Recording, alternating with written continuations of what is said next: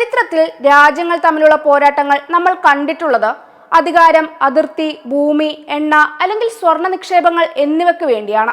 എന്നാൽ കേവലം ഒരു പഴത്തിനു വേണ്ടി രണ്ട് രാജ്യങ്ങൾ പരസ്പരം വാക്കുകൾ കൊണ്ട് കയ്യാങ്കളി നടത്തുകയും ദേശീയ അഭിമാനത്തിന്റെ പേരിൽ നയതന്ത്ര തർക്കങ്ങൾ തുടങ്ങുകയും ചെയ്യുന്നത് നിങ്ങൾ കേട്ടിട്ടുണ്ടോ? എങ്കിൽ കേട്ടുകൊള്ളൂ. പഴങ്ങളുടെ രാജാവ് എന്നറിയപ്പെടുന്ന ഡൂറിയന്റെ ഉടമസ്ഥാവകാശത്തെ ചൊല്ലി മലേഷ്യയും ഇന്തോനേഷ്യയും തമ്മിൽ ഇപ്പോൾ നടക്കുന്നത് അത്തരമൊരു പോരാട്ടമാണ്. ദുർഗന്ധത്താൽ കുപ്രസിദ്ധനും എന്നാൽ രുചിയിൽ അതിപ്രശസ്തനുമായ ഡൂറിയൻ വർഷങ്ങളായി മലേഷ്യയുടെ സാംസ്കാരിക പാരമ്പര്യത്തെ പ്രതിനിധീകരിക്കുന്ന ജീവാത്മാവാണ്. മലേഷ്യക്കാർക്ക് ഇത് ദേശീയ അഭിമാനമാണ്.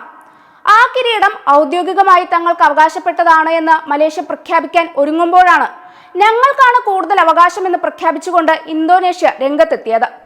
ഇതോടെ ഡൂറിയനെ ദേശീയ ഫലമായി പ്രഖ്യാപിക്കാനുള്ള മലേഷ്യയുടെ ശ്രമങ്ങൾ സങ്കീർണമായി. ഇന്തോനേഷ്യയുടെ സെൻട്രൽ സ്റ്റാറ്റിസ്റ്റിക്സ് ഏജൻസിയുടെ കണക്കുകൾ ഈ വാദത്തിന് വലിയ പിന്തുണ നൽകുന്നു. 2024 രാജ്യം ഏകദേശം 2 ദശലക്ഷം ടൺ ഡൂറിയൻ ഉൽപ്പാദിപ്പിച്ചു. ഇത് മലേഷ്യയുടെ മൊത്തം ഉൽപാദനത്തിന്റെ ഇരട്ടിയിലധികമാണ്.